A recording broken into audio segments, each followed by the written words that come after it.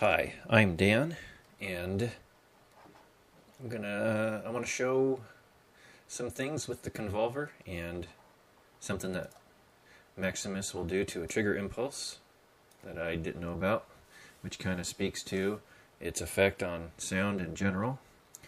So, anyway, what I did here was to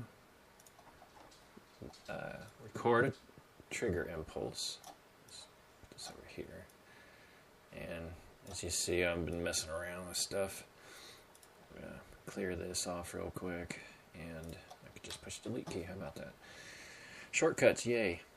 All right, so what I come across that I thought was interesting was Maximus here is on a default setting, and everything at 0. There's nothing. There's no effects being applied. There's no funny things happening to the threshold and gain. So, one would think, well, at least I thought, that if you sent any signals through it, it shouldn't do anything to them. Now, I will arm Edison. I got one that's pre and one that's post Maximus. So that way you can tell what I'm talking about and what it's doing to the trigger impulse. So they're both armed, and hit the button and stop recordings. Now, as you can see, the post one, which is the top one here, it's got information in the sample on both polarities, while the one pre the compressor only has information on the one polarity. Now, I would like to show you, zoom in, what that information looks like. So, Edison's pretty powerful in that you can see sample information. Of course, the higher the sample rate, the more of these points of information there would be per unit of time. I believe I said that right.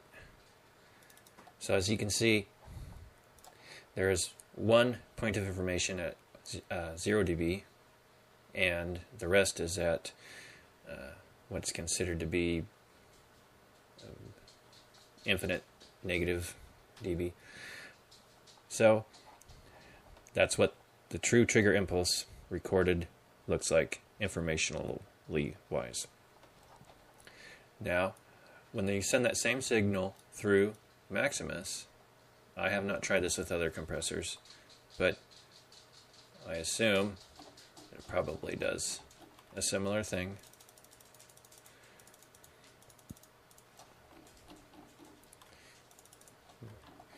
Maximus decided to make it into kind of a waveform and change or add some information. So I'm not sure if Maximus was actually acting to be additive in making this waveform. If I thought that, the information exists, it's just, I guess, changed, really. But information at negative infinity or at 0 crossing is equivalent to basically no information at all. I'm not going to say in all cases because of how sound can be used, but it'd be so quiet you couldn't hear it. Again, how the sound's being used. So there's the two difference.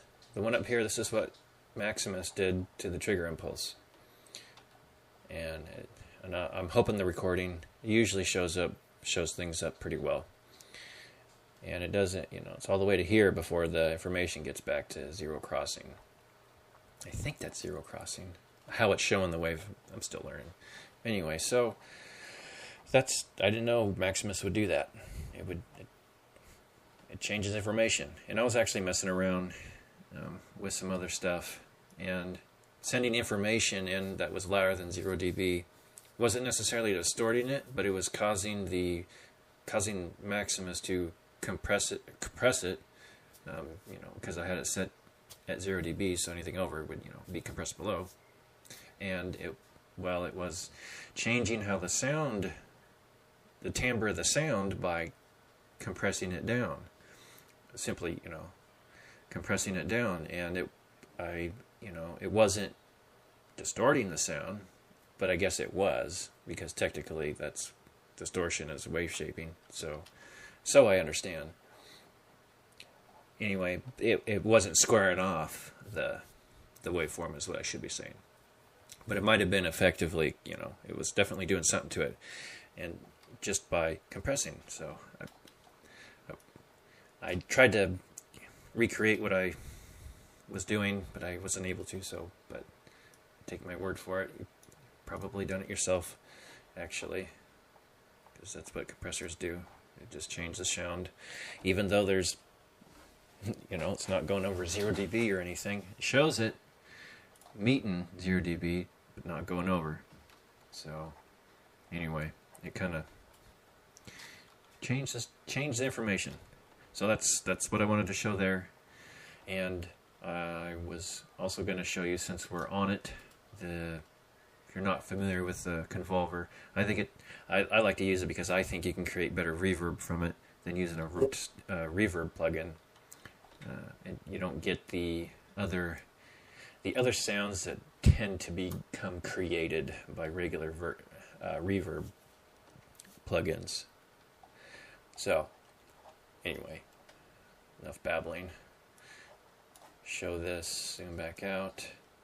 So you could use either of these samples for a trigger impulse, or just, I should say, an impulse, not a trigger impulse. Since this is the pre one, this is the how you say, the original sound file. This little teardrop here in Edison will blur that signal, and I believe it'll do so across all of the selected range, which is all in red. If we can click on it. So I will click the button now, and this little window comes up, and you can change, I guess, the frequency of the noise blur. I'm not sure what that would really do, but I just haven't messed around with it. So accept it. Now it just looks like it just went from a certain point, and should be able to normalize that. I think it's Control N. Yes. All right. And then so everything else that's unnecessary, kill it, delete it, delete the unnecessary, and there's that. And you can save it as a file, noise wave file, for use in other things. You can filter it, and you can do stuff with it other than use it for an impulse.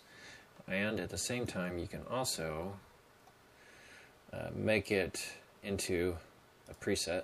You can save that preset. I believe I've done that. Yeah, single impulse blurred. I did a saw wave impulse, a sine wave impulse.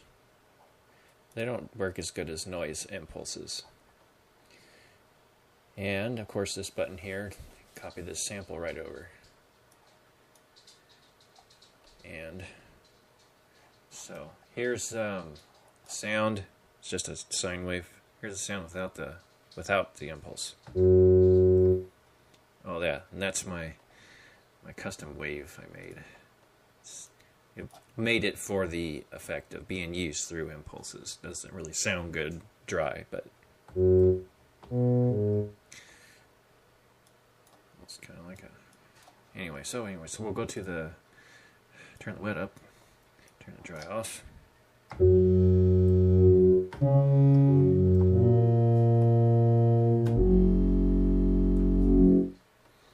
Anyway, so you notice that certain sounds are kind of cool when they're being sent through an impulse. Let's see. If I go to default, I'll do a saw wave. Whoa, it's way too high. it's all the way down.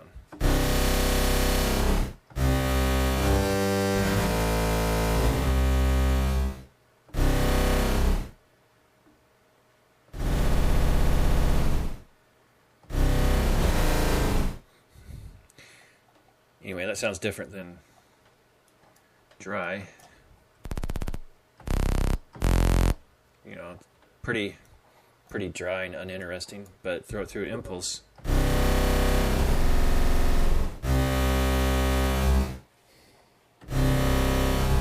So let's go up an octave here.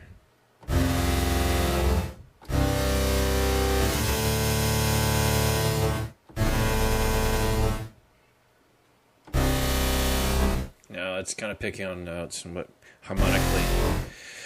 harmonically sounds good to use, stuff like that. But you can get some really cool effects with lower frequency saw sounds, saw waves being put through a noise impulse. Thought I would share that. You can do that kind of cool stuff. And I think I was messing around with this kind of stuff, and that's where I figured out that sound being attenuated by the compressor was actually changing how it sounds. So when this kind of sound design is more or less,